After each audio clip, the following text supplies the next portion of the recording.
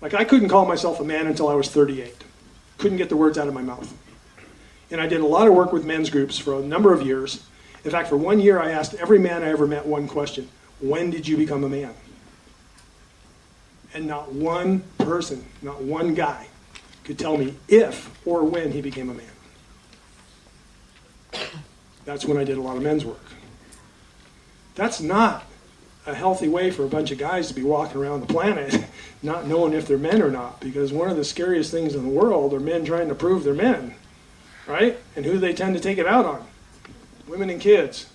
So what both of these lead to, it doesn't matter which path you take, they both lead to the same place: growth and change. And that's what you're trying to accomplish.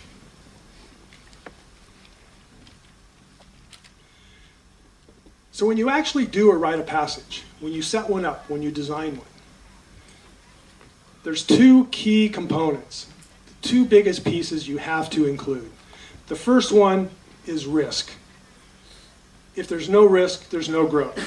If it's not difficult, what's the challenge? If it was easy, everybody'd be in the club. So it has to be difficult, right? Or it has no meaning. I mean, every club, almost every organization in the world has some sort of initiation. Too often, like in college, they become hazings. By the way, every time a culture lets go of their initiation rites, the two things that manifest are gangs and hazing. Because kids want to self-initiate themselves. So once again, if we're not going to do it, they're going to do it to themselves. Okay, so what risk creates is that pivotal moment, that one moment in time for that developmental shift, that death of the boy ego. That one moment where the boy can't do it, but the man inside him can, and he steps up. Or the girl in childbirth: I can't do this, I can't do this, I can't do this. Yes, you can, you'll be okay. And so what we started seeing is the risk is the line that has to be crossed. It's the difficulty factor that everybody has to do. There has to be an edge of difficulty, or there's no meaning and there's no purpose. And so without it, there's no sense of growth, there's no movement, there's no challenge to be overcome. This is being stuck in the maze. You don't ever get to finish. You just kind of wander aimlessly and you bounce around and you don't get anything done. Now, one of the problems we're having in modern times, though, working with teenagers, is risk is the opposite of the insurance company's mindset. Well, those of us that like doing really creative work with teenagers, like wilderness therapy. Is that the right term for you guys? Wilderness treatment, something like that? Okay. Where we take kids out and we have them rock climb and raft rivers and camp and do all kinds of things. And that's a very good process for working with kids, because it's risky learning how to rappel on a 100-foot wall, or rafting down a Force 5 river, or something difficult like that. The problem, or doing a vision quest. The problem is, like now in America with a vision quest, we can't do it the way the natives used to do it, where they put you out there for 4 days and said good luck.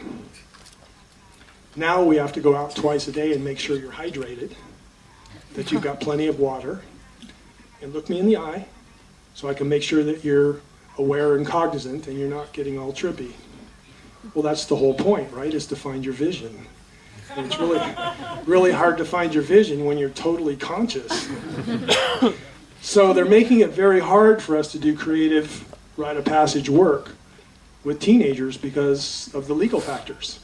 So one of the things we need to do is blow up insurance companies or something, because they really, truly are making it very difficult to do good work with teenagers. It's not impossible, but it's really hard. So just remember, I know these have to be hard, and one of the things that I know that even for me as a parent, I try to imagine these parents, in these other cultures, knowing that their children are going to go out and do these very scary, very dangerous, sometimes death-defying rituals. And most of us want to grab our kids and keep them close. And that's a natural reaction. But they knew what happens if you don't let the kids go. If you don't let them do that, you end up with a kid that's not very healthy, and it ends up backfiring. So you've got to let them go, and you've got to let them take the risk. The whole point is, We decide what the risk is, not the teenagers. Here's the biggest piece, and what we're going to, I think, largely be touching on in the panel after this. Is the second piece you have to have in any rite of passage is the community acceptance, the bear and the wolf. The agreement on what we go through counts. It doesn't matter what it is, as long as what you do gets a thumbs up from this community, everything is good. If what you do gets a shrug, I don't know, not bad, so-so, doesn't work. So this is why these rituals lasted for thousands of years, because they said this made your great-great-great-great-grandfather a man, and his son, and his son, and your great-grandfather, and your grandfather, and I did it, and you did it, and your son will do it. And everybody knows how to get into the club. So it was critical to closing the process. The risk part was the hard part, and you went through it, and it was scary and it hurt. And then everybody came up and patted you on the back. And you knew you did it. It set, the criteria from generation to generation. There was no question if it counted or not. It supports the model that was given to the initiate at the time. I mean, you grew up knowing that this was going to happen, and so it did. And then I look at initiation as a gift. I'm going to give manhood to you, but you also have to receive it, so you have to work for it. This is the problem in modern times. This is the problem with wilderness treatment, which is really, really good. But after we've put that kid on that 100-foot wall, or we've put him down that river, and we've really got him to a place of vulnerability, and we really get him to grow and to step up and be different, then we send him home to mom, who's still on meth, and there's no dad. And what happens? So this is where the mentoring and everything else becomes absolutely crucial, is how do we support this after we create whatever the modern rite of passage is. So, real quick, this is called the hero's journey. This is kind of a variation of what Joseph Campbell designed. And I use this as my actual treatment model for working with teenagers. At the top, if you think about any decent movie you've ever seen, I've already mentioned Star Wars and Lord of the Rings. You always start off every movie, every story, in some sort of conventional thinking. Life is good and life is going on. And then this big challenge comes called the call to adventure. And guys love adventure, so we have to go, slay a dragon or save the world or do something really cool like that. The problem is it's never really easy. Luke Skywalker wanted to join the resistance and save the universe. Frodo thought, I'll go throw this ring away, no problem. It wasn't that easy. So there's always a line of difficulty. Even in a rite of passage, this is built in. It has to be very difficult.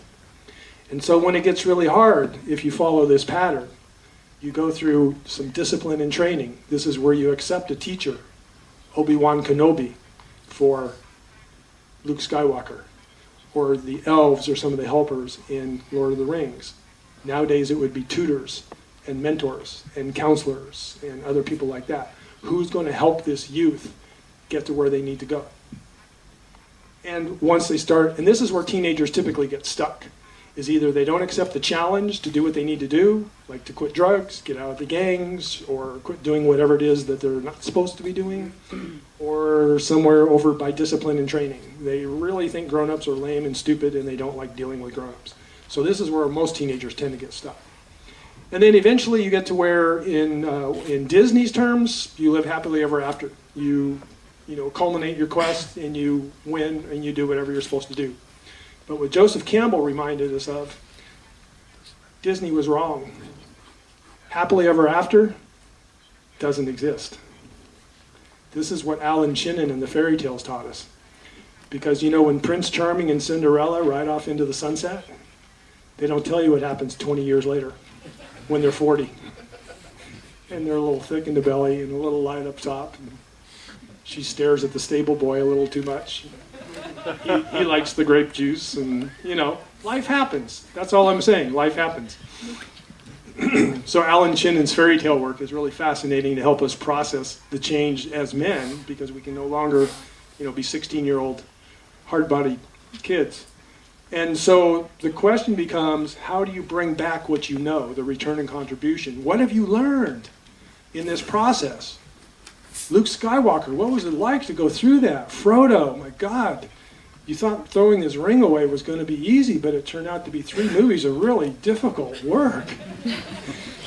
But if you think about when he came back, he couldn't even stay with the Shire anymore. Remember, he went off with the elves because he had to go do something else.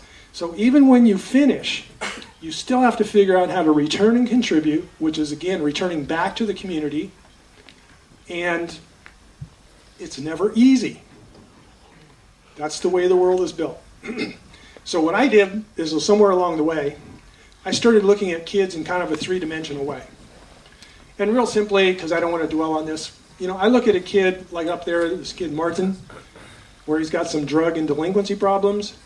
Where he's stuck at that level is up there on the call to adventure. He won't accept the understanding that he really needs to get off the drugs and quit stealing and get out of the gangs, and that's not good for him. And he just won't accept that. He says, I'll be okay, I can quit drugs whenever I want, all that kind of stuff. Now over here, on the right, the same kid, Martin, is very good at camping. He knows how to dig trench lines around his camp. He knows how to hang his food so that bears don't get it and things like that. And so at that level, he's way over in return and contribution. He can be a teacher at something. And then at some other level, down here on the bottom left, where he's finally decided that he needs some help, he's accepted a mentor and he likes this new counselor he's got, or a tutor or something like that. He's finally acknowledged that he needs some help with some pieces. All this shows me is that every time I look at a teenager, I do this 3, 4, 5-dimensional thing on every kid. So what I really want to do with this kid is get him over into wilderness therapy and camping and teaching people to camp and showing camping skills and teaching camping skills, because that's where he's closest to success, where he's going to feel the best, and we want to set him up to be what he's good at, and it always feels good to teach what you know. So would we rather have him over there stuck or over here doing what he's good at? And then the other thing this does for me is it shows me exactly where kids are at with any certain problem or aspect of their life, and then I just focus on, dude, we need to do this here. I don't want to work on his, return and contribution of his drug problem if we can't even get him to accept the fact that he's got a drug problem. So this helps me narrow down on where I want to go. Now, girls. The girl's path to womanhood. I don't want to say it's simple, but it's pretty clear. And again, I just mean this kind of universally. It usually starts ceremonially with the menstrual cycle. It's the celebration of fertility, of the perpetuation of the community, future babies. Yeah, this is good. This is cool. However, childbirth isn't easy, I hear. It's painful. It involves a lot of bloodletting. But what helps cement all of that is the ceremony that goes with it. If you've ever read the book, The Red Tent, how special some cultures take all of the women who are either on their moon cycle or having their babies, and they go to a private sacred place. We've done sweat lodges where women do moon lodges only, not as a negative thing, but to keep that downward energy different from the upward energy from the sweat lodge. So it's a ceremony that helps make that really rich. It's, again, when we have a baby, what does that mean for the community? All right, one more child, we're going to live another year, we're good. Even girls are trained and expected to act as adults. And so part of their preparation before they get pregnant is, how to be a mom. By the way, the average age worldwide of girls starting their menstrual cycle is 14. It's actually higher in colder climates. Like up in Norway, it's closer to 16 and 17. And it's lower in the warmer climates. Like down in Polynesia and Central America, it's closer to 12 and 13. Right now in America, it's under 12. And we're not one of those warm cultures. So we're trying to figure out whether it's hormones. Some people think it's too much light. But all we know is a bunch of little girls are starting to grow breasts at 9 years old while they're still playing with Barbies, and the mind and the body are no longer in sync. And so that's not a good thing. And ours is getting lower every year. So this is not healthy.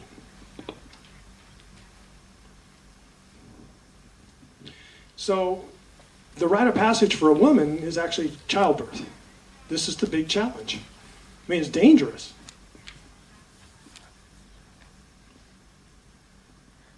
But what people learned from this process was a girl goes into labor, and a day or two later, we have a mother and a woman. Boom, boom, done. In a hurry. And she is expected to act and be as a woman, and she gets the rights thereof as a woman and a mother. And that worked developmentally really, really well after going through that really difficult childbirth process. It still requires the community acceptance piece to work. You can't just go out and start having babies and make it all special unless everybody thinks it's really special. Obviously, when you start having labor, you can't go back.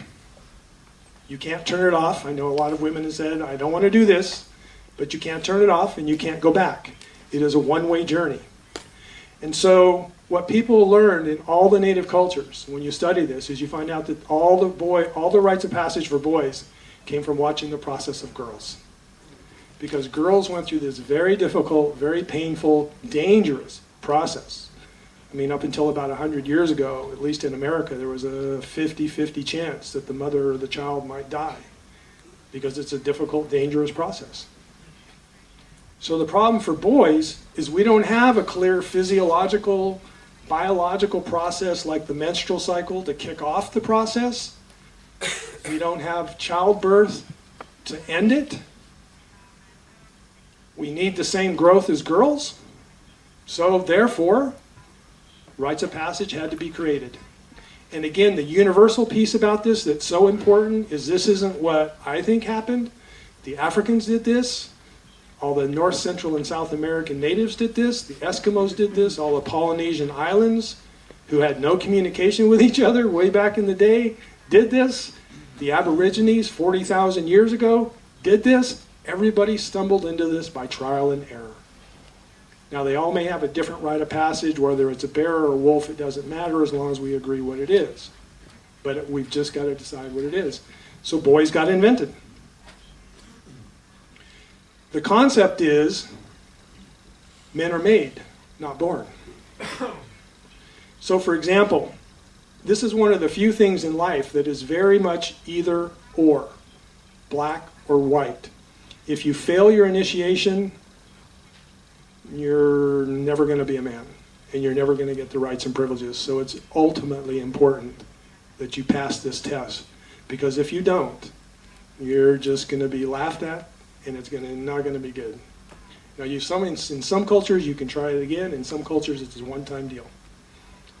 So, for example, in New Guinea, an island out in the South Pacific, their term for not passing initiation, well, is men are made, not born. The Dagara tribe, which is the tribe of Malidoma Same, I mentioned in Africa, who made his way back to his village, they simply call you a boy forever, is their translation for not being initiated.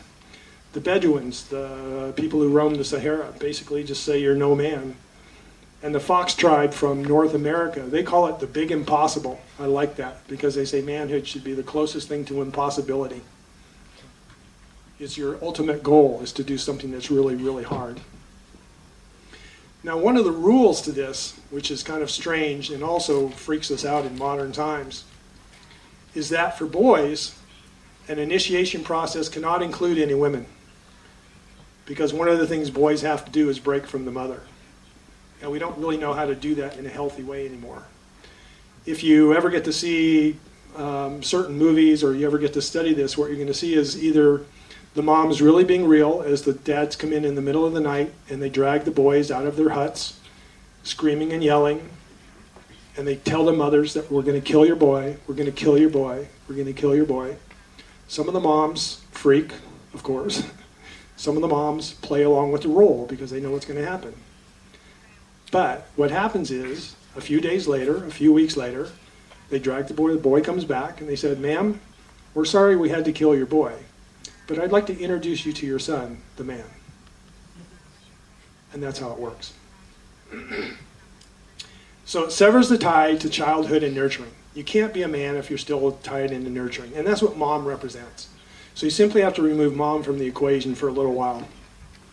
It also allows him to pursue, a mate or a spouse or something like that. And one of the problems we're running into now, of course, nowadays is we've got almost 60% of every boy in America living with a single mother. So how does a boy separate from a single mom if there's no men around? And of course, there's no male teachers. So we're really struggling with this, basically everywhere in the West.